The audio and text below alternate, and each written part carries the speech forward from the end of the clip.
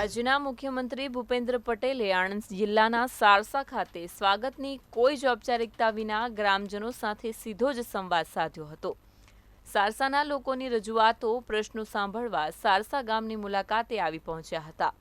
મુખ્યમંત્રીએ વીજ બિલમાંથી મુક્તિ માટે સારસા ગામમાં તમામ ઘરોમાં પ્રધાનમંત્રી સૂર્ય ઘર યોજના હેઠળ સોલાર પેનલ લગાવવા માટે ગ્રામજનોને પ્રેરણા આપી હતી. આ વેળાએ મુખ્યમંત્રીના હસ્તે રાજ્ય સરકારના વિવિધ 10 જેટલા યોજનાકીય લાભોના ચેક અને સાધન સહાયનું લાભાર્થીઓને વિતરણ કરવામાં આવ્યું હતું. આ સાથે જ મુખ્યમંત્રી ભૂપેન્દ્ર પટેલે સારસા ગ્રામ પંચાયતની પણ મુલાકાત લીધી હતી અને ગ્રામ પંચાયત કચેરીના પટાંગણમાં વૃક્ષારોપણ પણ કર્યું હતું.